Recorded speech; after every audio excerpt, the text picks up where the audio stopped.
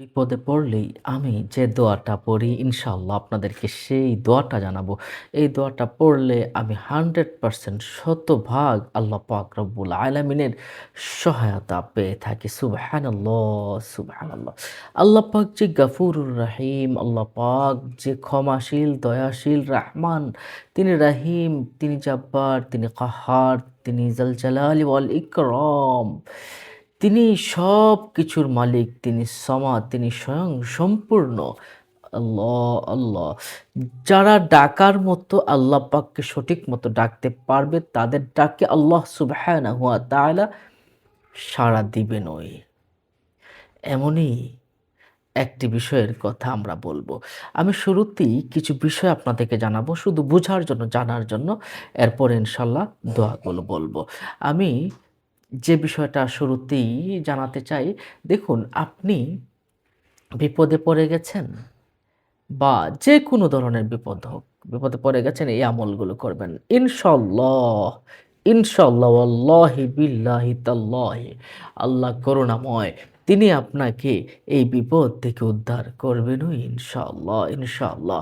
আপনি যদি পাক, সাফ হন অথবা আপনি যদি হালাল খাবার খেয়ে থাকেন খুব দ্রুতই কাজ করবে ইনশাআল্লাহ।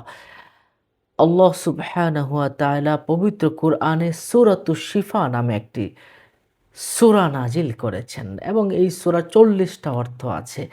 একটা অর্থ হলো সূরাতুল কাফিয়া অর্থাৎ যথেষ্টকারী। এই সূরাটা যথেষ্ট হয়ে যায়। আমি আপনাদেরকে এই সূরাটার কথা বলবো এবং আরও বেশ কিছু বিষয়ের কথা বলবো। অবশেষে ইনশাআল্লাহ আপনাদেরকে দোয়াটার কথা বলছি, সাথেই থাকুন। আর সূরাতুল কাফিয়া হলো সূরাতুল ফাতিহার আরেকটা নাম। সূরাতুশ শাফিয়া, শাফিয়া হলো আরোগ্যকারী, কাফিয়া হলো যথেষ্টকারী। তাহলে এই সূরাতুল কাফিয়া, সূরাতুশ শাফিয়া, এই সূরাটা হলো সূরাতুল ফাতিহা। আর এই সূরা দিয়ে আপনি যদি বিপদে পড়ে যান, তাহলে এই সূরা দিয়ে আপনি ঝাড়ফুঁক করবেন, বিপদ দূর হয়ে যাবে। সাহাবায়ে কেরাম এই সূরা দ্বারা ৭ বার করে তিনি ঝাড়ফুঁক করতেন। যাদের জ্বর হতো তাদেরকে ঝাড়ফুঁক করতেন। যাদেরকে বিভিন্ন কিছু কামড়াতো, বিচ্ছু কামড়াতো, সাপে কামড়াতো তাদেরকে এই সূরাটা ৭ বার পড়ে তিনি কি করতেন? ফু দিতেন, ভালো হয়ে যেত। সুবহানাল্লাহ, সুবহানাল্লাহ। যারা অসুস্থ হয়ে যেত, এই বিষয়ে আমরা একখানা বিষয় পেয়েছি হাসান বসরি রাহমাতুল্লাহি আলাইহি সহ অসংখ্য তাবিঈন, সাহাবায়ে কেরাম এই বিষয়টা বর্ণনা করেছেন ফজরের নামাজের পরে, ফজরের ২ রাকাত সুন্নত নামাজের পরে, ফরজ নামাজের আগে যে ব্যক্তি ৪১ বার অথবা ৪০ বারও বলা হয়ে থাকে, ৪০ বার সূরাতুল ফাতিহা পড়বে সুন্নত নামাজের পরে, ফরজ ২ রাকাত নামাজের আগে। এই সময়টাতে যে ব্যক্তি ৪০ বার সূরা ফাতিহা পাঠ করবে তার কখনো জ্বর হতে পারবে না। মানে তার জ্বর ভালো হয়ে যাবে। বড় ধরনের রোগগুলোও তার ভালো হয়ে যাবে। সুবহানাল্লাহ। এবং জাফর আস-সাদিক রাহিমাহুল্লাহ এই আমলটা করেছেন এবং তিনি ফল লাভ করেছেন। সবাইকে এটা করতে বলেছেন। সূরাতুল ফাতিহা অত্যন্ত সুন্দর, পরিপূর্ণ একটি সূরা। এই সূরা একটি বিশেষ মুআজিজা রাসূল কারীম সাল্লাল্লাহু আলাইহি সাল্লামের।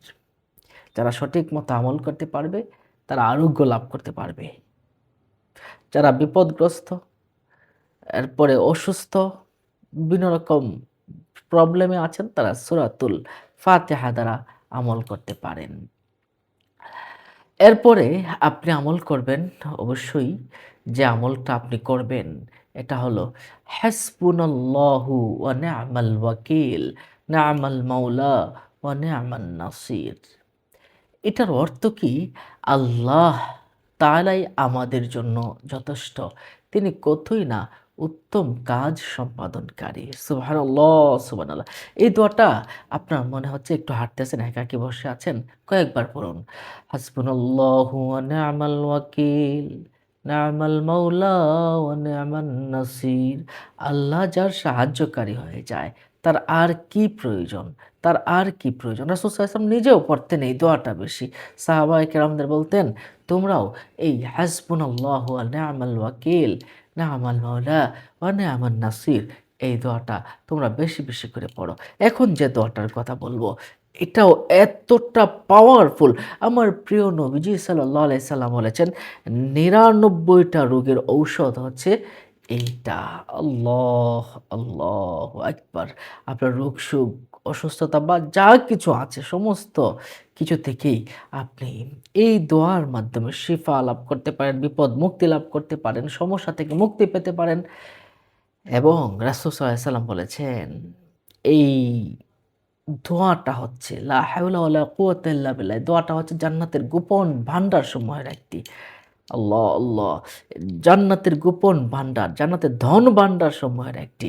যে ব্যক্তি এই দোয়াটা প্রতিদিন কমপক্ষে ১ বা ১০০ বার, প্রতিদিন কমপক্ষে ১০০ বার সকালবেলা পাঠ করতে পারবে, তাকে আল্লাহ পাক অনেক, অনেক ধন সম্পদের মালিক করে দিবেন। আর সমস্যা মুক্তি থেকে তো হেফাজত রাখবেনও ইনশাআল্লাহ। এটা খুব পাওয়ারফুল একটা দোয়া। লা হাওলা ওয়ালা কুওয়াতা ইল্লা বিল্লাহ। বহু মানুষ, আমার দেওয়া বহু মানুষ এটা দ্বারা উপকৃত হয়েছে। সুবহানাল্লাহ, সুবহানাল্লাহ। বিপদ থেকে, সমস্যা থেকে মুক্তি পেয়েছে। আরেকটা দোয়া বেশি করে পড়বেন। এটা তো হলো কোরআন শরীফ একটা নির্যাস। আল্লাহ পাক রব্বুল আলামিন বলেছেন যে এই দোয়াটা পড়ো। আমি যেটা এখন বলবো, এই দোয়াটা পড়বে আল্লাহ পাক তার রিজিক বাড়িয়ে দিবেন, তাকে ধনী করে দিবেন, তার বিপদ থেকে মুক্ত রাখবেন, তাকে বিভিন্ন রকম সমস্যা থেকে তাকে হেফাজত রাখবেন, তার পরিবারে রহমত বরকত নাজিল করবেন এবং তার ব্যক্তিগত জীবনও সুন্দর হবে।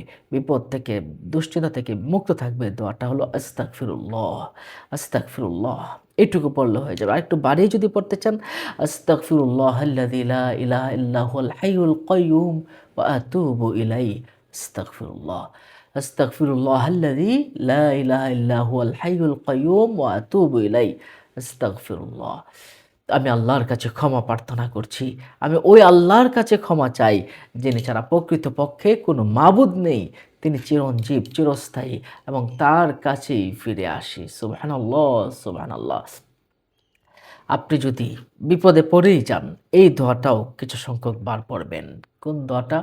লা ইলাহা ইল্লাল্লাহুল আজিমুল আজিমুল হালিম, লা ইলাহা ইল্লাল্লাহুল আজিমুল হালিম, লা ইলাহা ইল্লাল্লাহু রাব্বুল আরশিল আযীম, লা ইলাহা ইল্লাল্লাহু রাব্বুস সামাওয়াতি ওয়া রাব্বুল আরদি ওয়া রাব্বুল আরশিল কারীম। আমি আবারও বলছি, দেখুন দোয়াটা। লা ইলাহা ইল্লাল্লাহুল আজিমুল হালিম, লা ইলাহা ইল্লাল্লাহু রাব্বুল আরশিল আযীম, লা ইলাহা ইল্লাল্লাহু রাব্বুস সামাওয়াতি ওয়া রাব্বুল আরদ ওয়া রাব্বুল আরশিল কারীম। বুখারী শরীফে এই দোয়াটা এসেছে।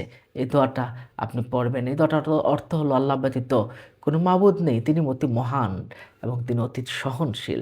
আল্লাহ ব্যতীত কোনো সত্য ইলাহ বা উপাস্য নেই, তিনি বিশাল আরশের মালিক।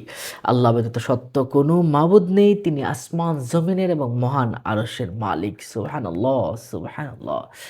আর এই দোয়াটাও পড়বেন। এই দোয়াটা পড়লে কি হয়? আরেকটা দোয়া আমি বলছি, এটা দুশ্চিন্তা, দুঃখ, অপারগতা, অলসতা, কৃপণতা, ভীরুতা, ঋণের ভার, মানুষের দমন পীড়ন থেকে সম্পূর্ণরূপে হেফাজত থাকবেন।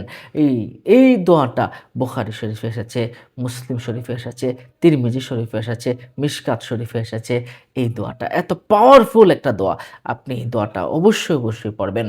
আল্লাহুম্মা ইন্নী আউযু বিকা মিনাল হাম্মি ওয়াল হাযান ওয়া আউযু বিকা মিনাল আজসি ওয়াল কাসাল ওয়া আউযু বিকা মিনাল বুখলি ওয়াল জুবন ওয়া আউযু বিকা মিন দালা'id দাইনি ওয়া গালাবাতির রিজাল। আমি আবারও বলছি, আল্লাহুম্মা ইন্নী আউযু বিকা মিনাল হাম্মি ওয়াল হাযান ওয়া আউযু বিকা মিনাল আজসি ওয়াল কাসাল ওয়া আউযু বিকা মিনাল বুখলি ওয়াল জুবন ওয়া আউযু বিকা মিন দালা'id দাইনি ওয়া গালাবাতির রিজাল। এই দোয়াটা আপনি পড়বেন। এই দোয়াটা আপনি প্রত্যেক নামাজের পরে ১-২ বার করে ৩ বার করে পড়তে পারেন। দোয়াটার অর্থ খুব সুন্দর। হে আল্লাহ, নিশ্চয়ই আমি আপনার কাছে চাই, দুশ্চিন্তা থেকে আশ্রয় চাই, দুঃখ থেকে, অপারগতা থেকে, অলসতা থেকে এবং কৃপণতা, ভীরুতা থেকে এবং ঋণের ভার থেকে, মানুষের দমন পীড়ন থেকে তোমার কাছে আশ্রয় চাই। এভাবে কিন্তু আপনি আল্লাহর কাছে দোয়া করবেন। আরেকটা দোয়া আছে মুস্তাদরাকে হাকিমে এসেছে, তিরমিজি শরীফে এসেছে, মিশকাত শরীফে এই দোয়াটার কথা এসেছে। এই দোয়াটা করে দোয়া করলে আল্লাহ পাক রব্বুল আলামিন তার দুঃখ, কষ্ট, দুশ্চিন্তা, অস্থিরতা, হতাশা তিনি দূর করে দেন। রাসূল সাল্লাল্লাহু আলাইহি ওয়াসাল্লাম নিজেও এই আমলটা করতেন। দোয়াটা কি? ইয়া হাইয়্যু ইয়া কাইয়্যুম বিরহমাতিকা আস্তাগীথ। ইয়া হাইয়্যু ইয়া কাইয়্যুম বিরহমাতিকা আস্তাগীথ। এই দোয়াটা ফজরের সুন্নতের পরে ফর ফজরের ফরজের আগে যদি ১০০ বার পড়তে পারেন, আল্লাহ আপনাকে ধন সম্পদের মালিক বানিয়ে দিবেন। আল্লাহু আকবার, আল্লাহু আকবার। খুব পাওয়ারফুল একটা দোয়া। আরেকটা এখন যে বিষয়টার কথা বলব, এটা হলো সবচেয়ে গুরুত্বপূর্ণ। আমি এটা দ্বারাই উপকৃত হয়েছি। সবচেয়ে বেশি উপকৃত হয়েছি এই দোয়াটা পড়ে। যখন আমি বিপদে পড়ে যাই, তখন এই দোয়াটা আমি পড়ি। এই দোয়াটা প্রত্যেকেই পড়বেন। এই দোয়াটা খুব সহজ, প্রত্যেকেই পারেন। নবীগণ এই দোয়া দিয়ে তারা মুক্তি পেতেন। তারা বিভিন্ন আল্লাহর কাছে সাহায্য চাইতেন। হযরত ইউনূস আলাইহিস সালামকে যখন মাছের পেটের ভিতর দেওয়া হলো, তখন এই দোয়াটা পড়েছিলেন। তখন রাসূল সাল্লাল্লাহু আলাইহি ওয়াসাল্লাম বলছেন, "এই দোয়াটা পড়ে আমার সাহাবীরা তোমরাও মুক্তি পাবে।" ইয়া রাসূলাল্লাহ, সত্যিই কি আমরা মুক্তি পাবো? ইউনূস আলাইহিস সালাম মুক্তি পেয়েছিলেন, আমরাও কি মুক্তি পাবো?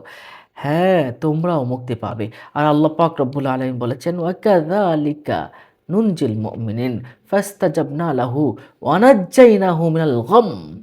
আমি তার ডাকে সাড়া দিয়েছিলাম। এই দোয়ার ডাকে আল্লাহ পাক সাড়া দিয়েছিলেন এবং তার গম, তার দুশ্চিন্তা, তার পেরেশানি, তার দুঃখ সবকিছু আল্লাহ পাক রব্বুল আলামিন দূর করে দিয়েছিলেন। ওয়া কাযালিকা নুনজিল মুমিনিন, এমনিভাবেই আমি মুমিনদেরকে এই দোয়ার কারণে আমি হেফাজত করব। সুবহানাল্লাহ, সুবহানাল্লাহ। দোয়াটা কি? লা ইলাহা ইল্লা আনতা সুবহানাকা ইন্নী কুনতু মিনাজ জালিমিন। আপনার সামনে হঠাৎ করেই একটা বিপদ পড়ে গেছে। হঠাৎ করে কোনো কথা নেই, বার্তা নেই, হঠাৎ করে একটা বিপদ পড়ে গেছে। আপনি এই দোয়াটা পড়বেন। ৩ বার পড়ে ফেলুন। সাথে সাথেই মনে, মনে পড়লে হয়ে যাবে। লা ইলাহা ইল্লা আনতা সুবহানাকা ইন্নী কুনতু মিনাজ জালিমিন। লা ইলাহা ইল্লা আনতা সুবহানাকা ইন্নী কুনতু মিনাজ জালিমিন। লা ইলাহা ইল্লা আনতা সুবহানাকা ইন্নী কুনতু মিনাজ জালিমিন। আপনি বিপদ থেকে উদ্ধার পেয়ে যাবেন। সুবহানাল্লাহ, সুবহানাল্লাহ। লা ইলাহা ইল্লা আনতা সুবহানাকা ইন্নী কুনতু মিনাজ জালিমিন। আর প্রতিদিন যদি পারেন সকাল বেলায় ১০০ বার আপনি এই দোয়ায়ে ইউনুসটা পাঠ করার চেষ্টা করবেন। ইনশাআল্লাহ আল্লাহ আপনাকে সমস্ত বিপদ আপদ বালা মুসিবত থেকে অবশ্যই হেফাজতে রাখবেন। সম্মানিত দর্শক ও শ্রোতা, আজ এ পর্যন্তই। অন্য মুমিন মুসলমান ভাইকে জানাতে শেয়ার করে দিন। ভালো থাকুন। আসসালামু আলাইকুম ওয়া রাহমাতুল্লাহি ওয়া বারাকাতুহু।